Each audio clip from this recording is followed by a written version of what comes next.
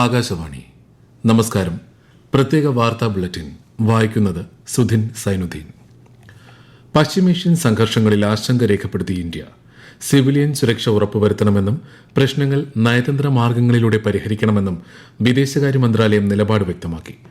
Indian പൌരന്മാർ ഇറാനിലേക്കുള്ള യാത്ര പൂർണ്ണമായി ഒഴിവാക്കണമെന്ന് ഇന്ത്യൻ എംബസി നിർദ്ദേശം നൽകി. ഇറാനിൽ തുടരുന്നവർ എത്രയും വേഗം രാജ്യം വിടണമെന്നും നിർദ്ദേശത്തിൽ പറയുന്നു.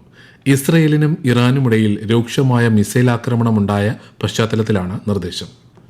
ഒമാൻ തീരത്ത് തീപിടിച്ച എണ്ണക്കപ്പലിലെ 24 ഇന്ത്യൻ നാവികരും സുരക്ഷിതരാണെന്ന് കേന്ദ്ര സർക്കാർ. ഇന്നുച്ചയോടെയാണ് MT മാരിവെക്സ് എന്ന കപ്പലിൽ തീപിടുത്തം റിപ്പോർട്ട് ചെയ്തതെന്ന് കേന്ദ്ര ഷിപ്പിംഗ് മന്ത്രാലയം ഡയറക്ടർ ഓപേഷ് കുമാർ ശർമ്മ പറഞ്ഞു. പശ്ചിമേഷ്യൻ പ്രതിസന്ധികൾക്കിടയിലും രാജ്യത്ത് ക്രൂഡ് ഓയിൽ, LPG, പ്രകൃതിവാതകം എന്നിവയുടെ വിതരണം സുസ്ഥിരമായി തുടരുന്നുവെന്ന് പെട്രോളിയം പ്രകൃതിവാതക മന്ത്രാലയം അറിയിച്ചു. ആഭ്യന്തര ഉൽപാദനം വർദ്ധിപ്പിച്ചതിനാൽ പെട്രോളിയം ഉൽപ്പന്നങ്ങളുടെ ലഭ്യതയെക്കുറിച്ച് ആശങ്കപ്പെടേണ്ട സാഹചര്യമില്ലെന്നും മന്ത്രാലയം വ്യക്തമാക്കി. മാരാരിക്കുളം ആലപ്പുഴ 10.65 കിലോമീറ്റർ റെയിൽപാത ഇരട്ടിപ്പിക്കലിന് അംഗീകാരം നൽകി കേന്ദ്ര റെയിൽവേ മന്ത്രാലയം. 220 കോടി രൂപ ഇതിനായി അനുവദിച്ചു. എറണാകുളം കായംകുളം പാതയിൽ ഇരട്ടിപ്പിക്കാൻ ബാക്കിയുള്ള ഒരേയൊരു ഭാഗമാണിത്. KSRTCയുടെ നടത്തിപ്പും സ്ത്രീകൾക്കുള്ള സൗജന്യ യാത്രാ പദ്ധതിയും സംബന്ധിച്ച് മുഖ്യമന്ത്രിയുടെ അധ്യക്ഷതയിൽ ഇന്ന് ഉന്നതതല യോഗം ചേർന്നു. ഗതാഗത വകുപ്പ് മന്ത്രി CP ജോൺ യോഗത്തിൽ പങ്കെടുത്തു. സ്ത്രീകളുടെ സൗജന്യ യാത്രാ പദ്ധതിയുമായി ബന്ധപ്പെട്ട നടപടിക്രമങ്ങൾ അടിയന്തരമായി പൂർത്തിയാക്കാൻ മുഖ്യമന്ത്രി VD സതീശൻ നിർദ്ദേശം നൽകി. ട്രാൻസ്ജെൻഡർ സമൂഹത്തിനും പദ്ധതിയുടെ ഗുണഫലം ലഭ്യമാക്കുന്നതിനാവശ്യമായ മാനദണ്ഡങ്ങൾ രൂപീകരിക്കും. KSRTCയിൽ ശമ്പളവും പെൻഷനും കൃത്യമായി വിതരണം ചെയ്യുന്നതിന് ആവശ്യമായ നടപടികളും യോഗത്തിൽ ചർച്ച ചെയ്തു. സംസ്ഥാനത്ത് ഷിഗല്ല രോഗത്തിനെതിരെ പ്രതിരോധം ശക്തമാക്കി ആരോഗ്യവകുപ്പ്.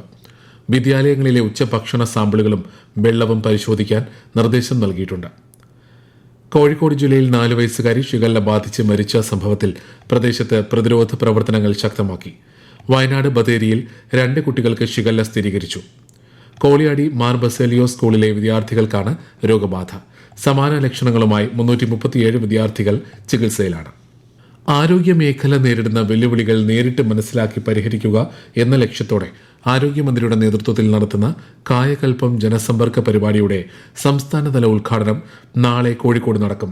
മന്ത്രി K മുരളീധരൻ ഉദ്ഘാടനം നിർവഹിക്കും. ജില്ലയിലെ ജനപ്രതിനിധികൾ, ആശുപത്രി ഭരണസമിതി അംഗങ്ങൾ, പൊതുജനങ്ങൾ എന്നിവരിൽ നിന്ന് ആരോഗ്യ സ്ഥാപനങ്ങളുടെ നടത്തിപ്പ് മെച്ചപ്പെടുത്താനുള്ള നിർദ്ദേശങ്ങൾ, പരാതികൾ എന്നിവ മന്ത്രി നേരിട്ട് സ്വീകരിക്കും. ആകാശവാണിക്ക് ഇന്ന് 90 വയസ്സ്. 1936 ജൂൺ 8-നാണ് Indian state broadcasting service all India radio എന്ന് പുനർനാമകരണം ചെയ്യപ്പെട്ടത്. ആകാശവാണി എന്ന പേര് 1956 സ്വീകരിച്ചു. 591 സ്റ്റേഷനുകളിലായി 23 ഭാഷകളിൽ ആകാശവാണിയുടെ പരിപാടികൾ ജനങ്ങളിലേക്ക് എത്തുന്നുണ്ട്. സാംസ്കാരികമായും സർഗാത്മകമായും ഇന്ത്യൻ ജനതയെ കോർത്തിണക്കി നിർത്താൻ ആകാശവാണി വലിയ പങ്ക് വഹിക്കുന്നതായി പ്രസാർ ഭാരതി ചെയർമാൻ പ്രസൂൺ ജോഷി പറഞ്ഞു. 90ാം വാർഷികത്തോടനുബന്ധിച്ച് ന്യൂഡൽഹിയിലെ ആകാശവാണി രംഗ് ഭവനിൽ ഇന്ന് വിപുലമായ ആഘോഷ പരിപാടികൾ നടന്നു. കേരളത്തിൽ ട്രോളിംഗ് നിരോധനം നാളെ അർദ്ധരാത്രി മുതൽ നിലവിൽ വരും. ജൂലൈ 31 അർദ്ധരാത്രി വരെ 52 ദിവസത്തേക്കാണ് നിരോധനം. മത്സ്യങ്ങളുടെ പ്രജനന കാലം കണക്കിലെടുത്താണ് നടപടി. തീരക്കടലിൽ പരമ്പരാഗത മത്സ്യത്തൊഴിലാളികൾക്ക് ഉപരിതല മത്സ്യബന്ധനം നടത്തുന്നതിന് തടസ്സമുണ്ടാകില്ല. കേരളത്തിൽ ശക്തമായ മഴ തുടരുന്നു. കോഴിക്കോട്, കണ്ണൂർ, കാസർഗോഡ് ജില്ലകളിൽ ഇന്ന് ഓറഞ്ച് ജാഗ്രതയും മറ്റ് ജില്ലകളിലും ലക്ഷദ്വീപിലും മഞ്ഞ ജാഗ്രതയുമാണ്.